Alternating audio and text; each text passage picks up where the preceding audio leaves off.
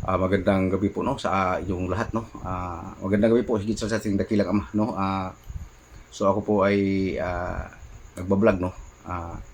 Tungkol po to sa ano, no, sa mga vlogger, no. Mayroon akong napanood, no, na kailangan educational daw, no, sa pagba-vlogger. So nandoon na po, no. Okay po 'yun talaga upang matatambak po sa inyo yung ano, no, viewer. Sa akin po hanggang dito lang po lang talaga yata yung hanggang dito lang po lang talaga, hindi yata kundi hanggang dito lang po lang talaga ang ginakaya ko. Kung ano yung masasabi ko, yun lang po, no. So sa pagba-vlog po, hindi po ako educational, no, sa katotohanan, kasi hindi naman din talaga ako mahilig sa ano, no, sa mga kwento. Yun po ang katotohanan. So ako po ay napunta rito dahil po sa aking misyon, no. Yun po ang katotohanan. Tulad ng sinasabi ko, kung mayroon mang manood sa aking channel, maraming salamat. Kung wala po, maraming salamat pa rin po, no. Kasi yun po ang inano ko. Kung may grupo, no, kung sino yung kinasalian kong grupo, kung namong problema sila kung paano ako, no, paano ako hatakin patas, kasi dahil po nga ang aking vlog ay hindi educational. So wala na po pong problema sa akin po yun, kasi po nasa tao po yan, no, kung gusto po nilang saan sila gusto manood, no, kung masaya sila. Dito kasi sa aking channel, sa aking Facebook, hindi po kayo maging masaya po dito, dahil hindi po dito kuan, no, mga kababayan, hindi po dito basta-basta lang magkwento, kung hindi limitado ang kwento dito sa ano, no, sa aking papel na ginagampanan. Limitado po ito, hindi po kayo magiging masaya po dito sa aking sa aking reels, no, o sa aking YouTube, Facebook. Hindi kayo magiging masaya dito dahil limitado ang kwento dito. Hindi po basta-basta ko nagkukwento dito na sumubra o kumulang, no. Sa katotohanan, sasabihin ko sa katotohanan, walang pinagkalooban ng Ama na magaling magkwento, no. Ayan ang katotohanan.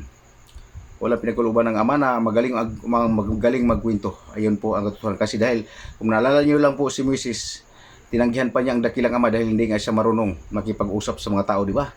Ngunit ang binigay ng Ama sa kanyang kapangyarihan ay yung matatabasin yung dagat, no?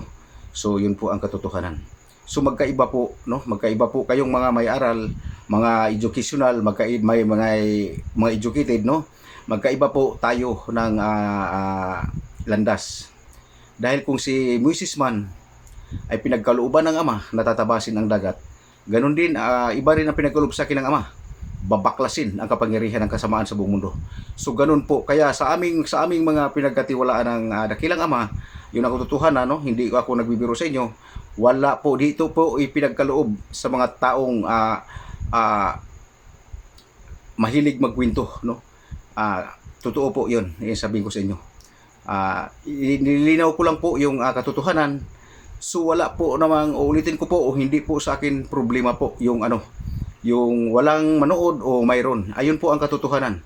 Dahil po ito ay mission ko po talaga. Kaya haharapin ko po ito kung hanggang saan ito makarating. Ayun po ang katotohanan dito. Upang maunawaan ninyo, sabihin ko sa inyo, kung yung mga grupo ko, kung sino may nabibigatan sa akin na humatak dahil nga sa walang kabuhay-buhay itong mga kalaman ng aking aking laman ng aking reels o mga YouTube, Facebook. So yun po ang masasabi ko sa inyo. Huwag nyo pong ituturuan ng bawat isa ng educational na sinasabi nyo, upang pabayaan nyo lang, no, sila. Kasi iba-iba ang pinagkaloob sa atin ng dakilang Ama. Kung kayo'y nakatuka sa magiging milyonaryo kayo dahil sa pananalita ninyo, sa pagka-educated ng inyong pananalita, ay pabayaan nyo na rin kaming mga pinagkalooban ng Ama na hindi marunong magsasalita.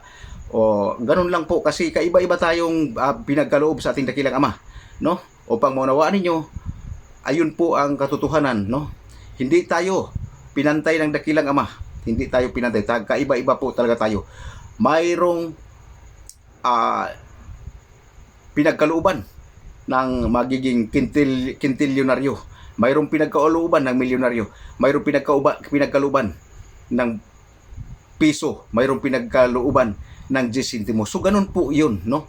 Kaya ang educated na sasabi po ninyo, hindi po yan tayo pwedeng matuto dyan sa sinasabi ko sa inyo. Dahil kanya-kanya pong talent ang pinigay sa atin ng ating dakilang Ama. Yun po ang katotohanan. Sa madaling sabi, ang mga nasa baba kung hindi tumaas, pabayaan na lang po nyo sila. Huwag nyo pong pilitin kung ang katulad sa akin na ang aking Facebook ay walang kalatoy-latoy, no? Sa madaling sabi, walang kalatoy-latoy.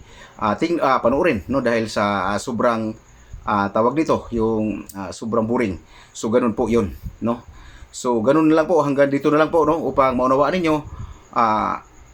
Maraming salamat at magandang gabi sa ating dakilang Diyos Ama. At magandang gabi sa inyo pong lahat, mga kababayan.